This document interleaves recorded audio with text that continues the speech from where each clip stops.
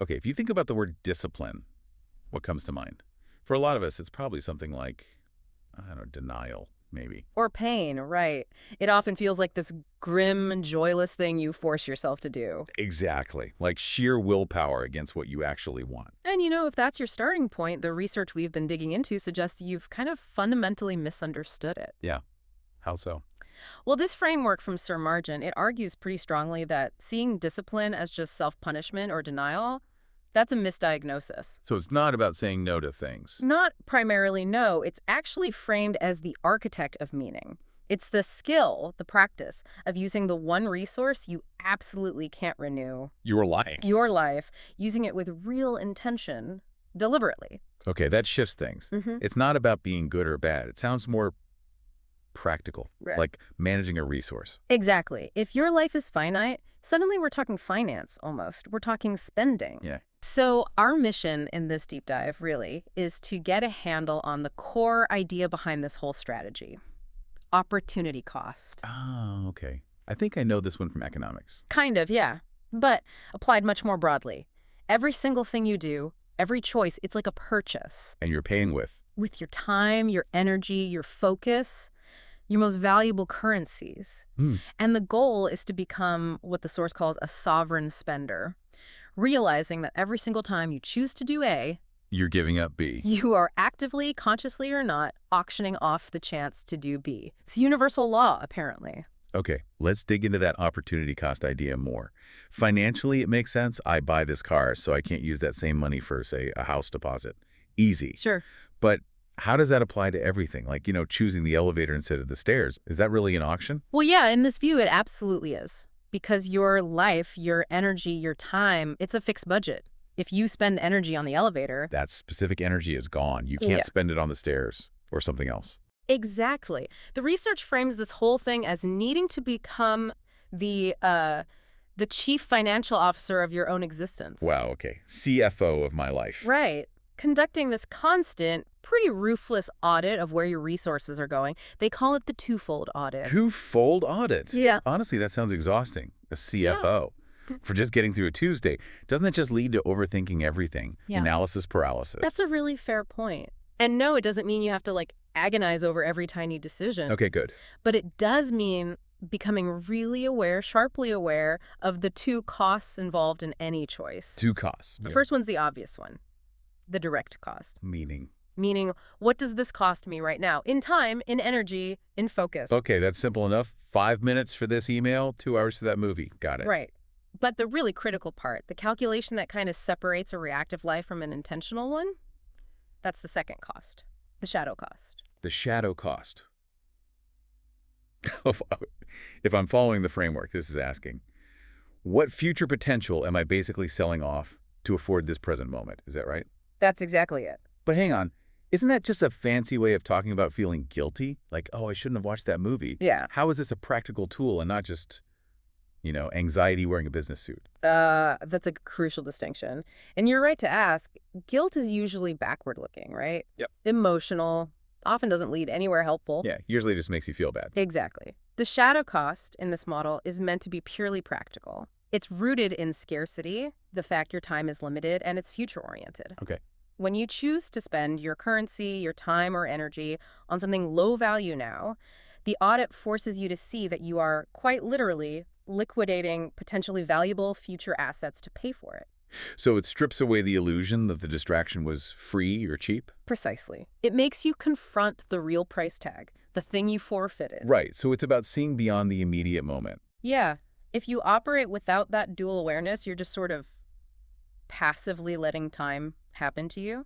If you use the audit, you're actively spending with sovereignty. Okay, let's make this concrete. Give me an example. A common trap. How does this twofold audit actually play out with, I don't know, the classic time waster? Social media scrolling. Perfect example. Let's break down the cost of, say, an unplanned hour just scrolling through feeds. This is where you really see the difference between the two mindsets. Right, so the undisciplined mind, or maybe just the typical mind, sees that hour as what? A break? Maybe a bit of wasted time, but basically harmless. Free entertainment. Pretty much, yeah. Free entertainment, maybe a little zoning out, but the disciplined mind, the one running the audit, it sees something very different. Okay, lay it out, the audit. Let's start with the direct cost. It's 60 minutes, right? Yeah. 60 minutes of your absolutely finite, non-renewable attention gone. Yay. Plus, there's a real drain on mental energy. Yeah. And then there's that sort of cognitive residue, that feeling of fragmented focus that kind of messes with your concentration afterward. Yeah, I know that feeling. Your brain feels scattered. That's all direct cost. Bad enough. But the real kicker is the shadow cost. This is the big one. What future did I just sell? Exactly. That hour, it was like a blank check, a window of potential. You could have cashed it in for any number of really valuable future states. So that scroll, it wasn't a cheap little hobby. It was, according to this framework, a very expensive purchase. And you paid for it by selling off a piece of a potentially more capable, stronger, wiser future version of yourself. Wow. Okay. Selling off future me. So what specific capital, as the source calls it, did I just liquidate in that hour?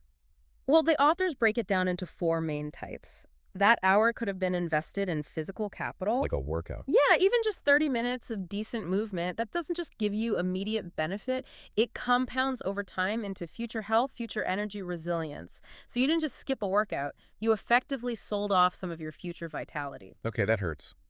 What else? Intellectual capital. That hour could have been reading something challenging, learning a skill, practicing a language. Compounding into wisdom, competence. Exactly. Then there's relational capital. Instead of passively consuming content, maybe a deep, focused conversation with someone important. That compounds into connection, support. Right. Much deeper value than scrolling alone. For sure. And the last one, creative capital.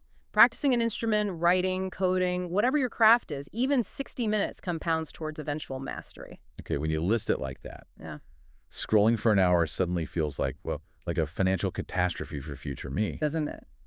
You basically liquidated potential gains in health, smarts, relationships, and skills. Just for 60 minutes of looking at random updates. The price is way higher than it seems. It's the cost of lost compounding, which actually brings us perfectly to the next big metaphor in this framework, Which is? compound interest. But applied to your choices. The idea is that the returns on disciplined actions, they aren't just one-to-one, they're not linear. They're exponential, like money growing over time. Exactly. We tend to focus so much on the immediate ouch of discipline, right? Getting up early, doing the hard tasks. Yeah, the upfront costs. That we totally fail to calculate the massive exponential upside down the line. Or the downside of not doing it. Let's talk about that downside first, actually. The undisciplined action, skipping the workout, putting off the project, saying yes easily when you knew you should say no. According to this view, that pays compound interest too. But it's interest in the form of regret, fragility, a diminished capacity later on. Whoa. The source literally describes it as taking out a high-interest loan against your future self. I think we've all felt that loan come due at some point. Right. When you suddenly need that skill or that level of health under pressure. And it's just not there. And it's just not there. Because you effectively borrowed against it bit by bit years ago. That's a harsh moment. It really is. Now, Yeah. flip that. Contrast it with disciplined action. You study the page, you do the exercise rep, you protect that hour for deep work. That's the investment. That's the investment. It's building a future you that's stronger, more competent, maybe even freer. One single workout might feel insignificant. Yeah, you don't see much change after one. But a year of consistent workouts, that can literally transform your biology. One day of focused work might not seem like much. But a year builds a career or a significant project. Exactly. The real power is in that steady, often unseen, consistent repetition. This really clicks with that analogy the authors use, the one about the financial trader. It neatly separates the short-term thinkers from the long-game players in life. It's quite a striking comparison, isn't it? The undisciplined person is basically acting like a day trader with their own life. How so? They're driven by impulse, by the moment, always looking for the quick, visible win, the immediate gratification. They only invest, put in effort when the reward is obvious and right there in front of them. Like only working out when they feel motivated, or only tackling a project when the deadline is screaming at them. Exactly. They need that instant dopamine feedback loop. They treat their own potential like it's some volatile stock they're just trying to flip quickly. Okay. And the disciplined person. They're the long-term value investor. They are consistently pouring their present moment currency, their time, their focus into the, let's face it, often volatile stock of their own potential. Even when the returns aren't obvious. when it feels like nothing's happening. Especially then. They understand that they're really significant gains, the ones that genuinely change your life's trajectory. They're built quietly, through consistent, unseen investment over long periods, long before anyone else, maybe even they themselves, see the full payoff. That mental shift from day trader to value investor seems absolutely crucial for making this twofold audit thing work in practice. It is. It's the mindset that fuels the system. So, okay, how do we actually do this? How do we move from being passive consumers of our time and attention to being, sovereign spenders? Right. How do we implement this? The framework lays out 3 really practical steps. The first one, it's foundational. Define your valuables. You mean figure out what actually matters to you? Exactly. You can't spend wisely if you don't know what you're trying to buy with your life. What do you genuinely value? Is it health and vitality? Is it autonomy? Mastery in your field? Deep connection? You need that clarity first, like your personal mission statement. Precisely. That clarity acts like your financial ledger. It tells you where your precious currencies ought to be going. Okay, makes sense. Step 1, know your values. What's step 2? Step 2 is where the rubber meets the road, especially when facing distractions. Conduct a pre-mortem on temptation. A pre-mortem, like before you give in. Yes. So the urge hits, the notification dings, the comfy couch calls, the easy distraction beckons. Right, the moment of weakness. Instead of just gritting your teeth or relying on willpower, which we know runs out, you pause. You deliberately invoke that shattered-cussed question before you act. Ask the question. Ask yourself, specifically, okay, if I spend my next hour on this low-value thing, what future am I selling off to pay for it? Am I actually willing to liquidate a piece of my future health or my craft or my peace of mind for this? Wow. Asking that directly. Yeah. Yeah, that changes the immediate calculation, doesn't it? Yeah. It makes the free distraction suddenly seem very expensive. It forces you to confront the true price based on the future you defined as valuable in step 1. Okay, powerful. Define values, run a pre-mortem on temptation. What's the third step? The third step is about language. It's a psychological lever. Reframe "I have to" into "I am choosing to." Ah, the language we use matters. The source compared the language of a prisoner versus an architect, right? Exactly. The prisoner says, ugh, I have to go to the gym. It's all obligation, resentment, feeling forced, external control. Sounds familiar. The architect, the sovereign spender, consciously reframes that thought. It becomes, I am choosing to invest in my future energy and resilience. See the difference? Yeah, it shifts from burden to investment, from external force to internal choice. Right. Same with work stuff. I have to finish this stupid report. Becomes, I am choosing to build my reputation for competence. Or I am choosing to secure my autonomy. precisely. It's this small but consistent act of reclaiming ownership over your actions and linking them back to your chosen values. It reminds you that discipline isn't about following someone else's rules. It's about adhering to the blueprint you designed for your own life. That reframing feels like it could make a huge difference in motivation. Just changing that internal narrative. It really can. So all this, it really brings us back to where we started, questioning that initial idea of discipline as a cage, as restriction. It does. And this is maybe the most profound conclusion from the research we looked at. The common view is discipline, less freedom. Yeah, that's the default assumption. But the deeper truth, the framework argues, is the exact opposite. Discipline, understood this way, is actually the key to real freedom. How so? Because indiscipline is the real prison. A life spent just reacting to impulses, bouncing from one distraction to the next.